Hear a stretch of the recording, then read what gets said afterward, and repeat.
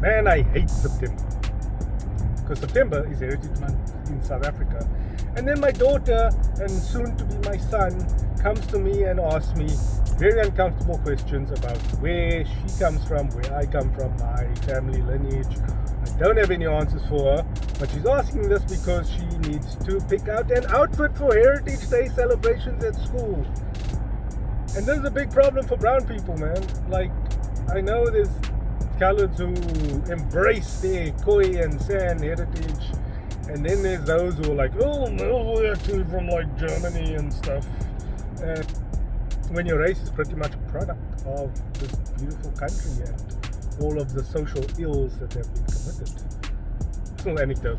So I was at the Vortex Monument once as a youngster, and this guy was really excited to point out on the free, because they have like these friezes in the entry lobby, depicting like the great moments of the great tech, and she was like, look there's brown people there's brown people, all two of them. They were brought along to like cook and for the settlers, and yeah, very uncomfortable.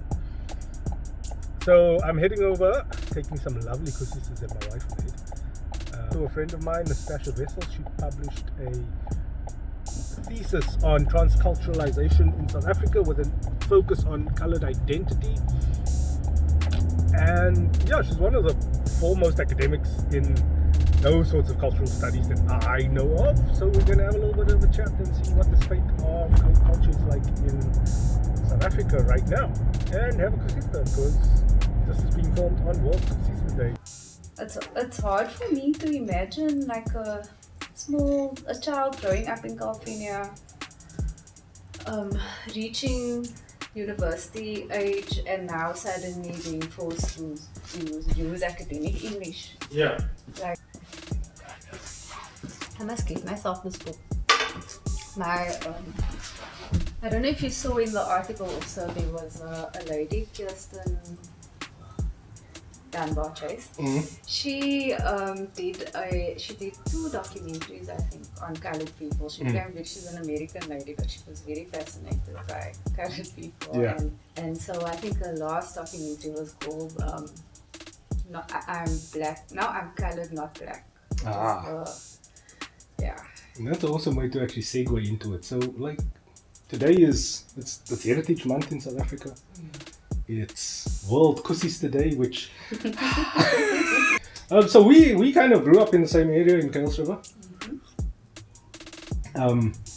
I thought you were born in the Northern Cape, because then it would have been amazing, because I was born in Pretoria, but I grew up here, so all my formative years were there, and then I went back that side to go and study. If I come back, it's always you. You're not always in the story. Yes. No, that happened to me actually, but in the opposite way. Because I grew up going to California, Easter, Meat Festival, Christmas. Like holiday time, that's where we were. Yeah. So that's why I'm saying, like, my frame of reference, I always felt like I was in 2 worlds actually. And like you say, you come back from a holiday and then you like, how do I fit into things? Yeah. And then like as like brown people, because I characterize myself as a brown person. I don't like a lot of the baggage that comes with the idea of like colored. And also growing up colored in the northern suburbs of Cape Town. So you actually removed from like the stereotypical Muslim auntie sort of like Auntie Merle idea of like what colored culture is. And what the dominant colored narrative in South African comedy right now is PE. Yeah. It's all Eastern Cape stuff. So it's like, and they like always extra. Donovan Goliath. Yeah, Donovan Goliath. Who's that guy who? Can't think now. But there's no like, it's never been representative of my brown experience. And then you wrote an amazing paper also on like the transculturalization of South Africa and just the melting pot. So a little bit of context. So I understand coloreds to be the only indigenous race of South Africa. Like we were made here. Yeah. We can't trace our roots further back than the 1600s. You'll find a group of colored people who identify very closely with the San and the Khoi and the indigenous people. It's with us because there's this, we've been socialized into an identity. There's the slaves who came to the Cape, or were forced to come to the Cape, and what I think Adhikari calls miscegenation. Yes. So different, that's why I always say no two colored people have the same lineage or bloodline. I'm rambling now. No, it's fine. I'm using skin color as an example. Yeah. You can see in certain people that maybe there's a mix of European. So having said that, does that mean you're not indigenous? Because you can trace that you went. Now this is the thing. Like, my daughter asks me constantly about the ancestry, and it's like the one that I kind of most know about is my mom's father, who was from Wuppertal. Okay. And there's a direct link to like a San culture there that is now been wiped off the planet. I found out when we went to Kwatu last year for the Heritage Festival there. Okay. And they were like, oh no, those people don't exist anymore. And it's like, holy crap. That they somehow exist in Yeah. mix. So Somewhere. my idea of like indigenous is I was made Yeah. here. Like there is no other way. I can't claim like another passport because I just don't know. There's not enough. Yeah. It's also the thing about those tests that you do, because sure it will tell me genetically, but you kind of want to know, right? Yeah. That's the thing. What we know about ourselves is only what they're going to tell us. So, my father, for example, he's named after his father, but his parents never married. Oh wow. 8 kids. Oh wow. So, All from the same pair. yes. Okay. And it's a very taboo topic, and it's a very contentious topic because my father's father was married. Oh, lovely. So what his mix is, Yeah.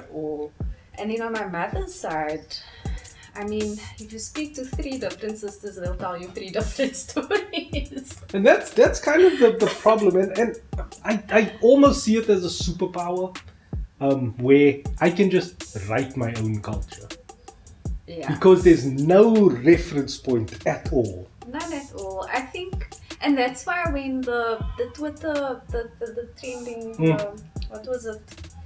If colored culture doesn't exist. Yeah. And the debate after Nathaniel, Julius, and we can't also say that gangsterism isn't such a huge part of colored culture, because and this is what I was getting to when I looked at the comments and the tweets. There were people from Durban saying, this is Cape colored, like when they if colored culture doesn't exist, why don't I? There were colored people in other parts of the country not identifying with what was being said. But that is exactly what transculturation is about. There's a bit of a give and take. Regionally, when I go to Johannesburg, it's a completely different. You know what I don't get about the Joburg coloreds? Where they refer to themselves as bushy. Like, I do not understand them. Yeah, I've never heard that, but that's exactly what I mean. It's like, that doesn't mean, okay, I know you're not identifying as colored, but that doesn't mean you are not. Yeah. Just because the Cape colored culture is sort of representative of the sisters and whatever else, and then in Durban it's a completely different story. It doesn't mean that there isn't that we haven't socialized in other ways, because the identity is fluid, culture is fluid. We can all be different, but we can still identify as one thing. Like, it's what is colored culture? Is it because like you watch a youngster CPT video like from his first album like that, and it's sneakers and cars and like that sort of culture. Which I mean, there's a lot of things where I'm like, I'm not that sort of brown person. But his frame of reference or what influenced that is his music taste and his music video taste. I think and again, that's also a kind of a transculturation, because we've got so many different external influences now on our identity. So what I was getting to is like, for me, it's most universally characterized in food. So like in the curries and in the kusistas and like those things. The language is a fluid thing, because our slang and like PE slang and Joburg slang are completely different. But then you get like the appropriation with brands like Funny Cup and in a lot of colored identity issues. They've kind of put it on the map.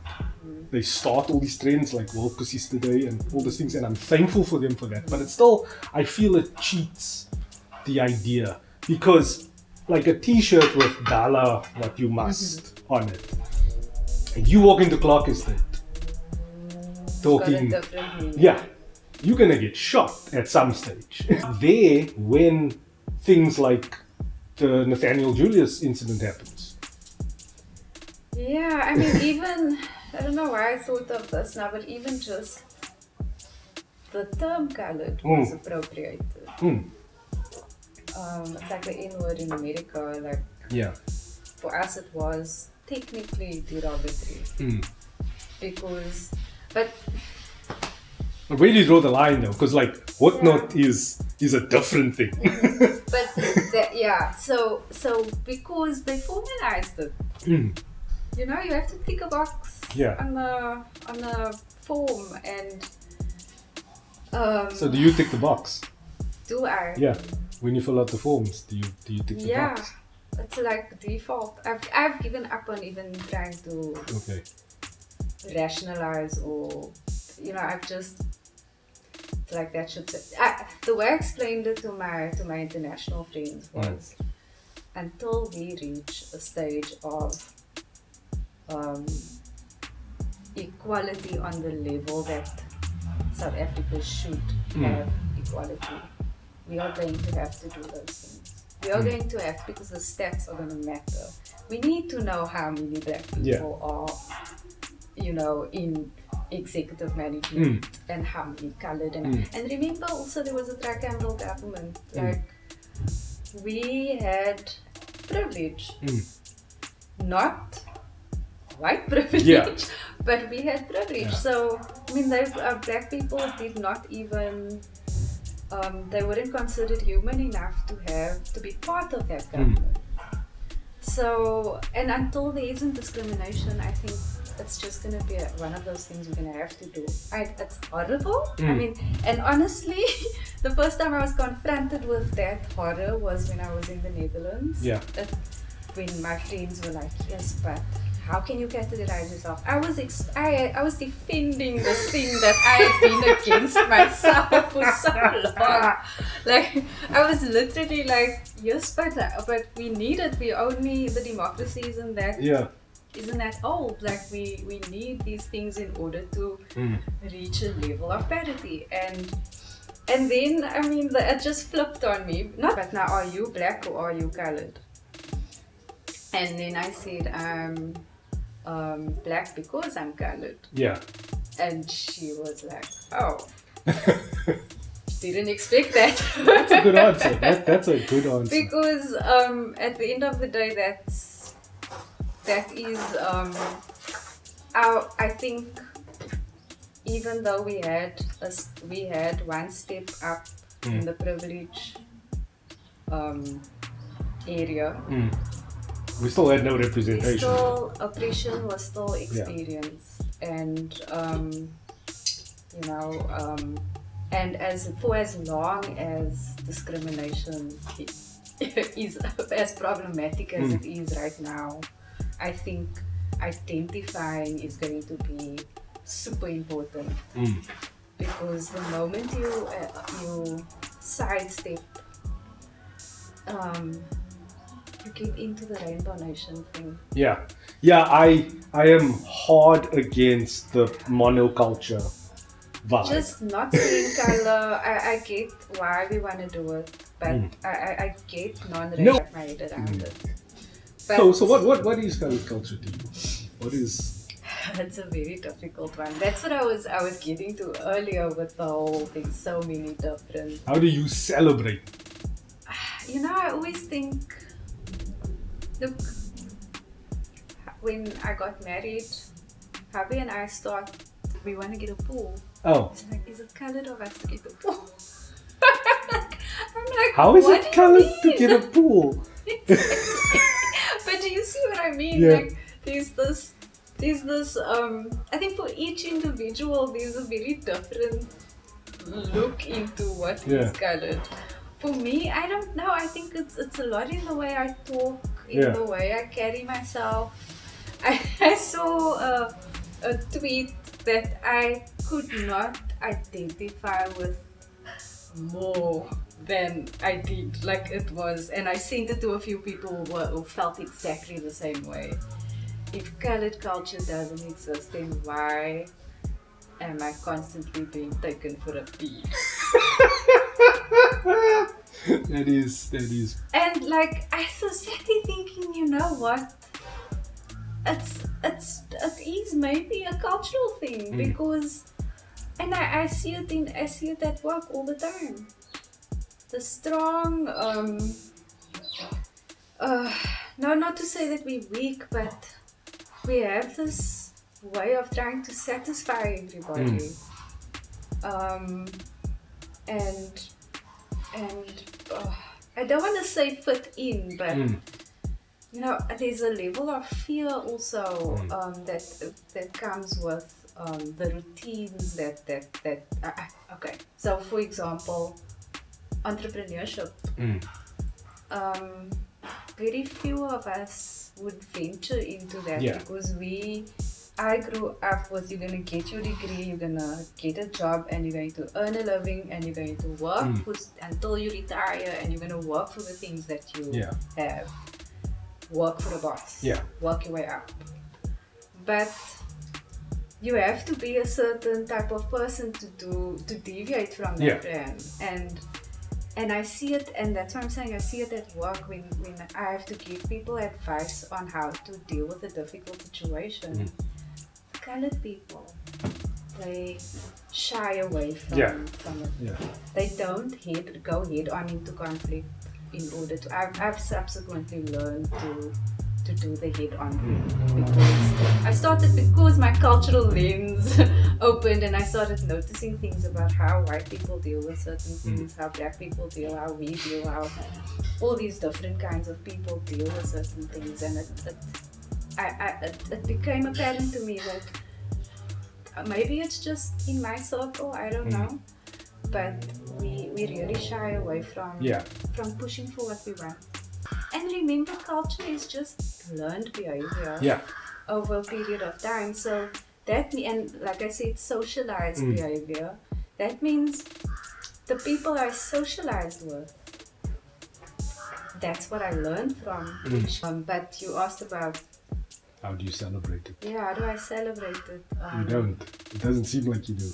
It's like you said, like you don't know how you don't know how you identify, but you don't like to identify with it. Having gone through that for so long, you know, I think I didn't really think about in what way am I celebrating my coloredness. I really think that it had a lot to do with the two worlds that I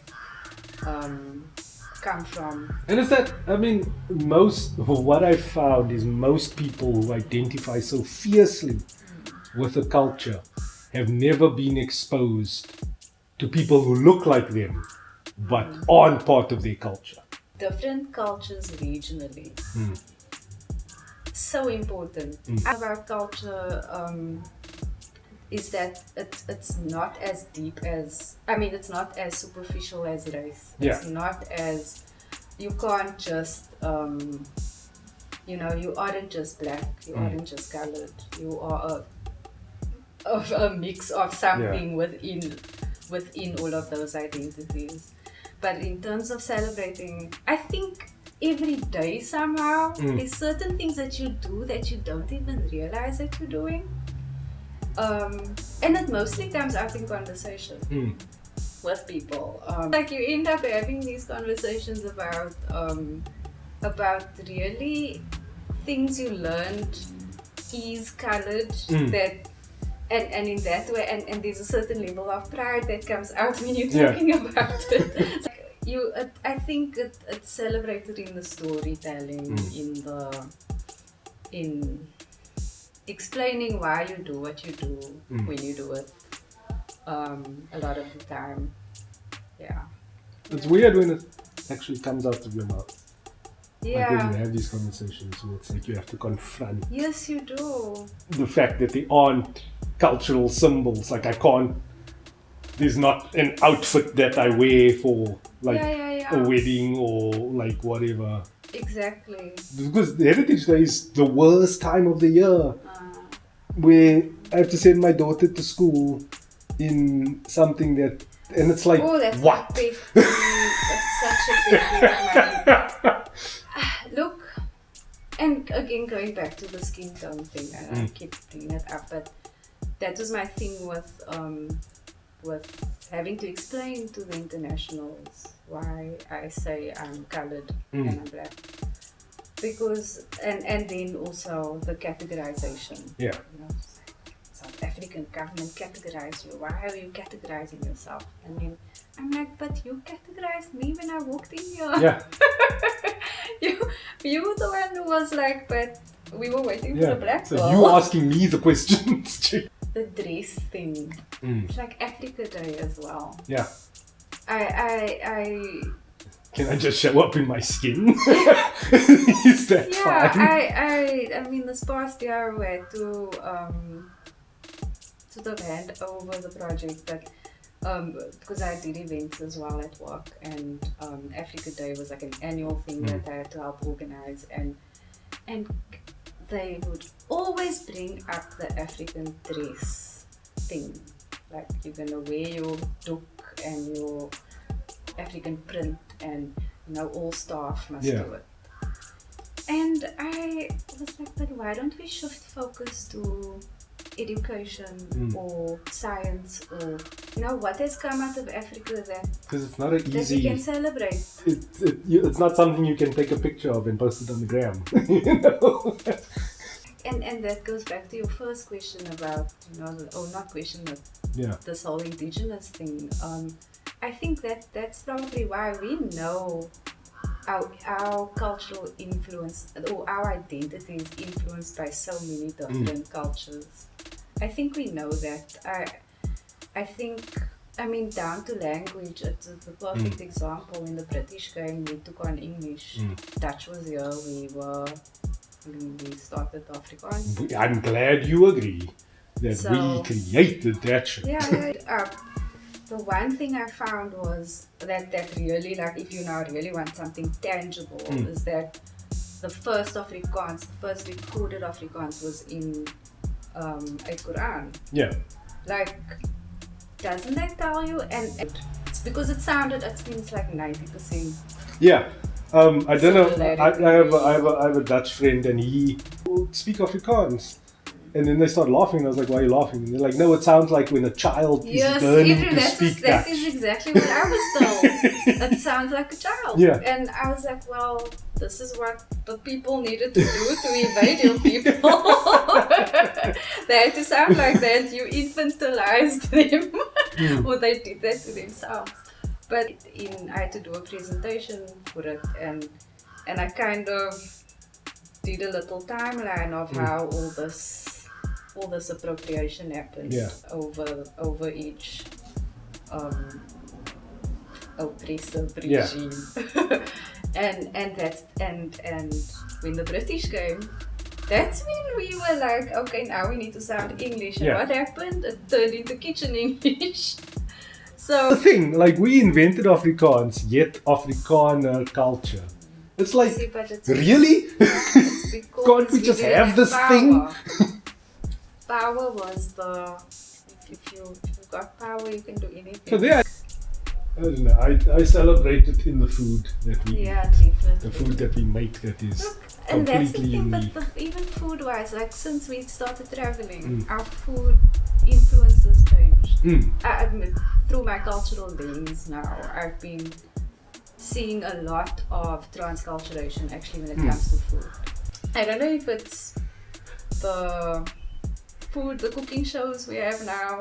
Yeah, that's a big and so thing. everybody's influences are changing, but When I think about how the San culture disappeared, where the tribe that my grandfather was connected to somehow is no longer in existence culturally.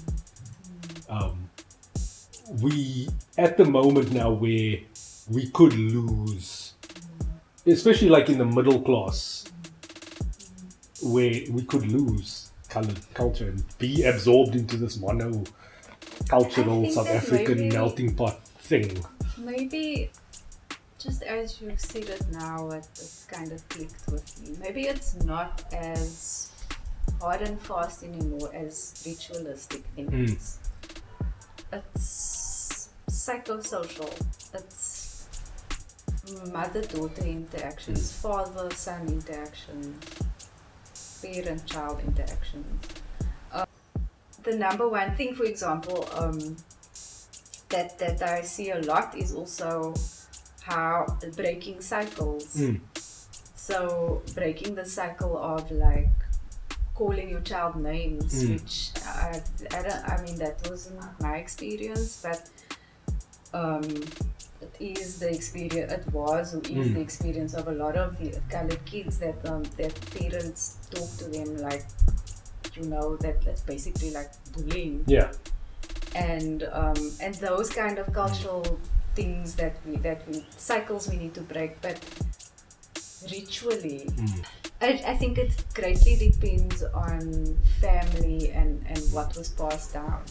What's good about looking at this through a cultural lens is you can definitely look at other cultures to try and see how you are celebrating. My question is, do we celebrate cultural appropriation because it's allowing the culture to continue, at least in the zeitgeist? Very fine line, I think.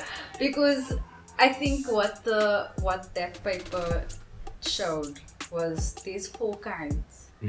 I think that's what's important about it, is that you get different kinds of cultural appropriation. Exchange, dominance, exploitation, and then transculturation. I think you obviously don't want exploitation. Yeah. Don't be making money with someone else's culture, and appropriation there is a very fine line between exploitation and celebrating. If I have children, then most likely they're going to be influenced by all of the things that I've learned traveling or experiencing different. And that's what I like. I like the idea of creating that sort of culture for kids to grow into. But then, like, the purpose of this conversation is like in the back of my mind, it's just like, but how is that helping like my community? How is it that pushing the movement forward? And yeah, I don't think we'll ever get to answer those questions. It is very difficult. Yeah, so colored culture, man, it's nuanced, it's complex, as varied as there are brown people in South Africa. We're all from different kind of lineages. We just happen to share similar color skin. Yes, there are aspects that we've socialized, so like kusistas and the food. That was a big thing for me in that conversation. I see colored identity very much in the food that we consume and make. But even within that, there's like tiny differences all over the place. So what is colored identity? How do we celebrate colored identity? It's much more than a wear and a dollar what you must and those sorts of things. But those are the vehicles. That keep the culture alive and spread awareness about our people, and it's something we can cling to. It's something we can wear proudly. I actually ended up winning the World Kusisa Day and KFM competition, so I'm getting some lovely Funny Cup merch, and I'll wear it proudly because that's where I'm from. Those are the people who I look like. Those are my family. People I live with, the people I live next to, the communities I grew up in. It's something that I will be passing on to my kids. But yeah, Heritage Day, man, for the birds, brown people, celebrate what you want, man. Don't try and feel the pressure from everybody else. Celebrate the fact that you are as diverse as the sand on a beach, made up of many, many, many different particles of glass and rock and minerals and crystals and crab poo. But that's just my opinion. I'm Lindsay. I'll catch you in the next one.